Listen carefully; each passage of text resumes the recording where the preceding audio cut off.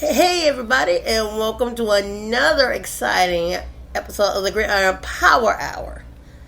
I'm Jocelyn Fitzgerald, the hostess with the mostest. As always, zooming in is my co-host, Luther King. Hello again, people. Now today, No idea what episode we're on, but today, the episodes beforehand, it should definitely be entertainment. yes, today was supposed to be the owner of the NWFL as one of our guests today, but he hasn't responded yet. So today is going to be just us again. Otherwise, if I asked the owner of the New Orleans Hippies here, he would have hung up and left me on my own. Those were his words. Probably. All right, in NFL-related news today, guess who got in trouble for last Thursday night's rumble between the Browns and the Bengals? Let me guess. Would it be helmet swinger extraordinaire, guy that basically hit Mason Rudolph in the head with his own helmet, a.k.a. Myles Garrett? I wish that was the case, but not this time. The fight occurred right in the stands. Oh, jeez. On a Once game. again, we fall into the category of idiotic fan base. Again. Yes. This was broadcast live on the NFL Network. A fight broke out during the Browns-Bengals game. Audio only. On a game which is supposed to be very peaceful, turned to be a brawling free-for-all.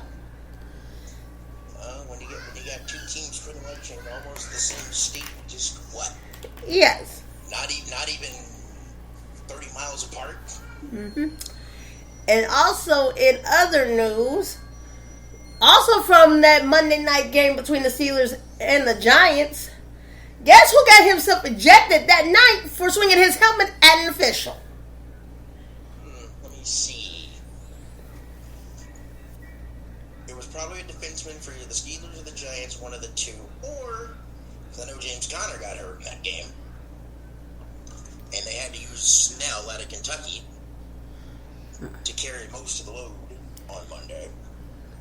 I know James Conner had a knee problem, and I haven't heard if he's been cleared for this week's game against Denver or not.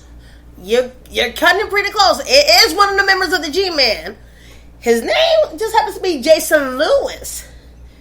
He said that one of the Pittsburgh players lowered his helmet.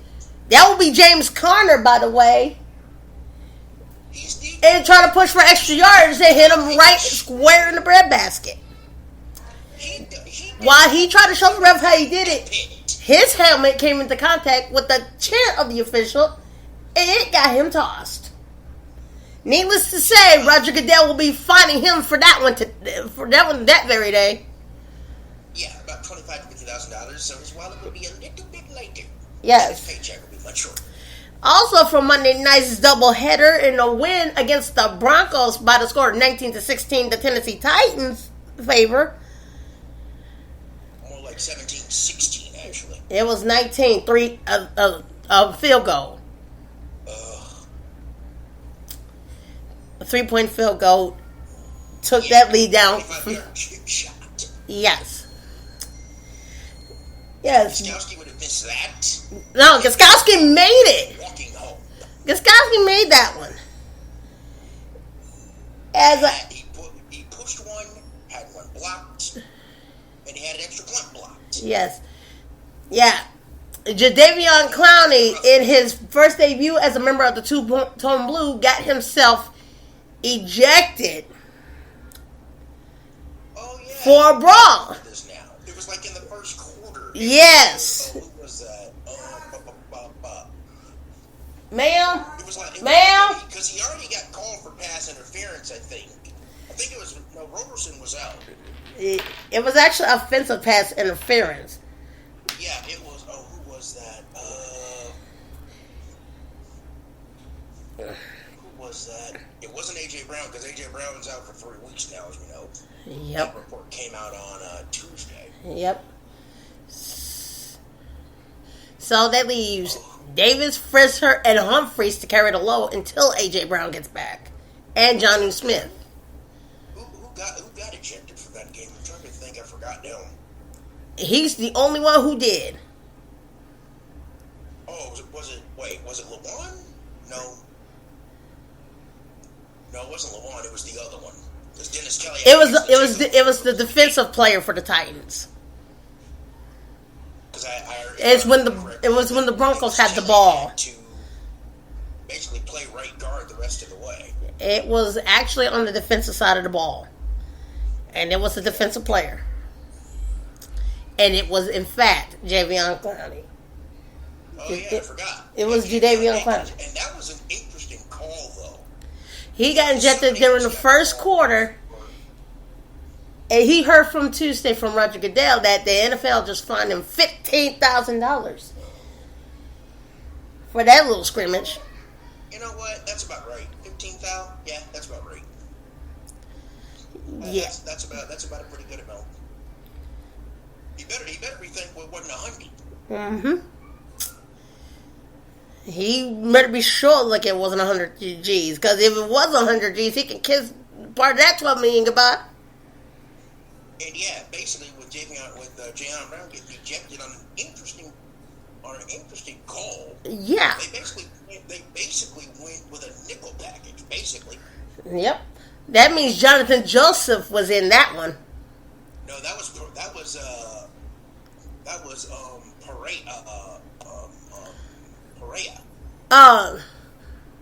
Kalimi Correa.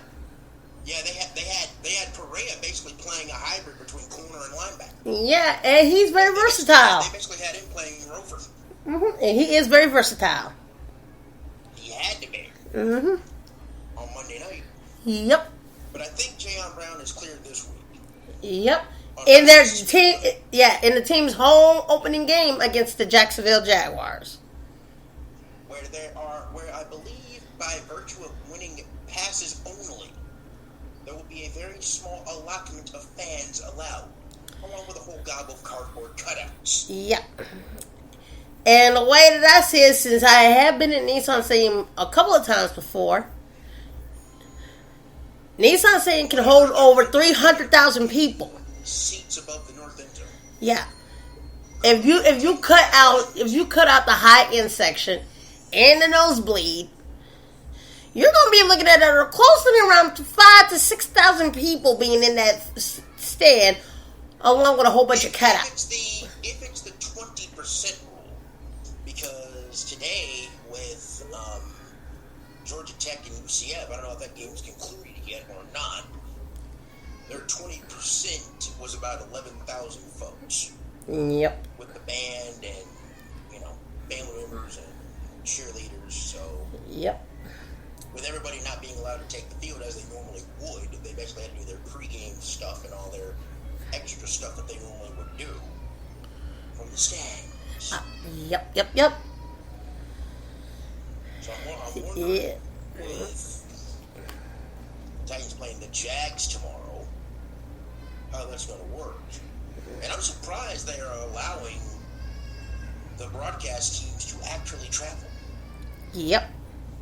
Because I thought what was going to happen was they were going to do like the NHL basically, and what Major League Baseball told all their 30 MLB club broadcast teams home in TV, radio and TV. You don't travel, you stay at home base, but we'll bring you the feed of the particular game back to a monitor. Mm-hmm. That's what I thought they were. Yeah. With COVID still being around and everything else. Now, and also in football-related news, Chicago Bears owner George McCloskey has finally confirmed what everybody else has already told him, that Brian Urlacher was responsible for those tweets and his account was not hacked. Those were his own words. He just said... Internal investigation for actually finding something correctly this time. Thank you. He actually said, I can't believe this came out of Brian's mouth, and I know him for 20 years. Well, where McCloskey, 20 years of friendship can be gone in quick, fast, in a hurry because of one man's simple ignorance. And that does does bring up a follow-up question. What are they going to do with their quarterback situation, a.k.a.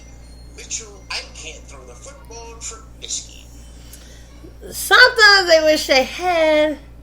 Sometimes they wish they believe that Jay. I still can't believe he retired at the age of 30. Cutler was still playing for him. Oh, please. Instead, they sent him to MIA again. Here's a suggestion, Chicago.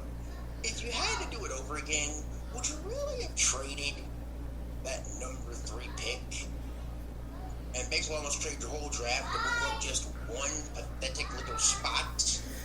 Mm-hmm. And move up to 2 and get, I don't know, Mitchell, I can't throw the football, Trubisky, and all I can do is scramble. Even when I scramble, I still get sacked. Yeah. Well, at least they're not the Jets where their quarterback is a ginger by the name of Sam. I can't believe I got the Jets curse Darnold. No, you got the nickname wrong. It's the Sam I'm seeing ghosts when the Patriots beat the holy fat dog snot out of him with just a 3-down line set with a whole bunch of nickelback with a whole bunch of secondary dudes and linebackers basically acting like defensive front dudes. Sam Darnold had no idea basically whether to cry or wind his watch. Yeah. And the Jets curse that I'm talking about actually pertains on the offensive line of the quarterback running into the butt of his center, i.e. Mark Sanchez. That's a name that nobody has ever heard of in a while. AKA butt fumble guy. Yes. And oh yeah, Jets, let me just say this. Your offensive line is the biggest steaming pile of garbage on protecting a quarterback I think I've ever seen. Yep. Basically let the front 4 or the middle linebacker of the Bills basically run free right across your face. Yeah. And you can't even protect your freaking quarterback who can't even protect himself. Yeah. How pathetic do you have to be as an organization? And a lack of coaching discipline, Adam Gaze. Yep. And also, Roger Goodell handed out a memo to all NFL coaches that is not even voluntary. It's mandatory that you have to wear your mask on the sidelines. If you don't, you will be fined and or suspended. Sean McVay thinks it was a rip at him, but not necessarily. It's a rip to every coach who thinks it's a good idea to take their face mask and wear it like a chin strap. It doesn't work that way, folks. If COVID-19 is in the air, you just put on the mask and you still do your job. You don't need to be fined and or suspended because you don't want to wear the mask. Keep the mask on, folks. And acting like a 5-year-old kid that can't get their way. Sure. And it turns out that the coach of the G-Men is none other than the Cowgirls' former head coach, Jason Garrett. Well, the offensive coordinator, actually. Yep. Head coach of the New York Giants is a special teams coordinator. Oh, boy. Yes. He was the special teams coordinator. I think it's Joe, what is his name? Joe Mays or something like that? Yeah, and it's Spignella. That's for sure. No, it's Joe something. I know that. Yep. I'll go back and listen about Papa's opening. And also in the other football-related news, Cam Newton got his first win as a New England Patriot, while Tom Brady got his first loss as a Tampa Bay Buccaneer from Thursday and Sunday's games of Week 1. And let's just say, Tom Brady actually looked like he was 50, not 39. He actually threw like he was a 50-year-old dude. Yeah. He can't scramble like he used to, After folks. the first touchdown against the Saints, he had old man throwing quarterback disease. Yeah. Sorry to say that about you, Tom Brady. Actually, not really. Sorry, not sorry. Not in this case. Yeah. Sorry, not sorry. And in the case may be. And I'll say it once, folks.